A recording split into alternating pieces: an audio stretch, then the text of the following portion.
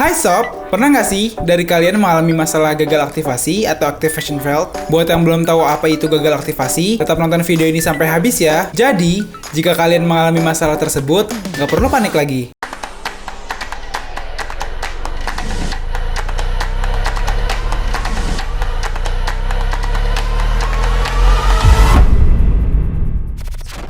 Pada dasarnya, gagal aktivasi adalah sebuah sistem pengamanan yang dibuat oleh Apple untuk memberikan pengamanan terhadap penggunanya dan juga device mereka. Gagal aktivasi biasanya ini disebabkan karena dua faktor. Yang pertama, karena MAC address yang di blacklist oleh server Apple, atau yang kedua, dikarenakan adanya hardware yang bermasalah dan biasanya berhubungan dengan signal. Untuk sebab kasus yang pertama, biasanya dihadapkan oleh pengguna device dengan chipset A8 ke bawah atau iPhone 6 dan juga iPhone 6 Plus. Sedangkan, untuk masalah yang kedua, biasanya mulai terjadi pada device yang menggunakan chipset A9 ke atas, itu berarti iPhone 6s dan juga iPhone 6s Plus. Saat kita pertama kali mengaktifkan iPhone, dalam kondisi baru atau juga mungkin setelah di-restore, kita sudah pasti dihadapkan dengan aktivasi. Nah, di saat aktivasi itulah Apple device akan mencocokkan MAC address dari mulai Wi-Fi, Bluetooth dan serial number, IC9 flash ke server Apple. Jika ketiganya tidak cocok dengan database Apple, maka proses aktivasi tidak dapat dilanjutkan. Karena itulah terjadi gagal aktivasi atau activation fail.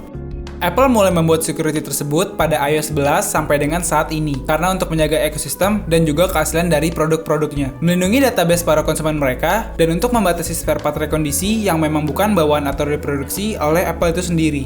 Nah, cara kita untuk membedakannya, jika yang bermasalah itu pada MAC address-nya, maka kita masih bisa mengecek IMEI, serial number, dan signal pun tetap ada. Namun, jika bermasalah itu dari hardware-nya, kita tidak bisa mengecek IMEI dan signal pun tidak akan ada. Seperti apa prosesnya, dan kenapa memerlukan waktu yang cukup panjang? Untuk kasus pertama, atau MAC address yang di blacklist oleh Apple, proses pertama adalah kita perlu order MAC address ke server pihak ketiga yang telah bekerja sama dengan kita. Dan tentunya memerlukan waktu yang tidak sebentar. Cepat atau lamanya proses tersebut tergantung dari server pihak ketiga, karena yang terkena masalah ini tidak sedikit, bahkan tidak hanya di Indonesia saja. Jadi bisa dibayangkan sendiri kenapa terkadang sampai memakan waktu yang cukup lama. Kita pun tidak bisa minta langsung ke Apple Care untuk hal ini, karena Apple pasti akan langsung menolak dan tidak akan memfollow up tentang masalah ini. Proses selanjutnya, setelah mendapatkan MAC address yang sesuai dengan semua komponen device kita, baru dilanjutkan dengan pengerjaan teknis menggunakan software dan hardware IC programmer.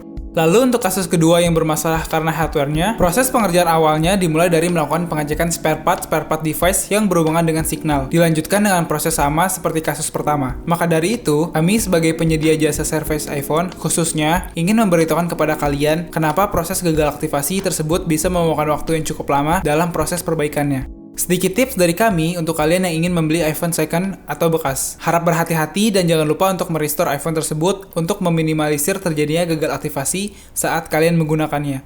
Nah, seperti itulah penyebab dan juga proses dari gagalnya aktivasi pada Apple device. Untuk kalian yang punya pertanyaan, saran atau juga kritik tentang video ini, silahkan komen di bawah ya. Atau mungkin ada yang sedang mengalami masalah iPhone-nya yang gagal aktivasi. Gak perlu panik gadgetmu bermasalah, urusan Apple device-mu, serahkan ke Apple Stories aja.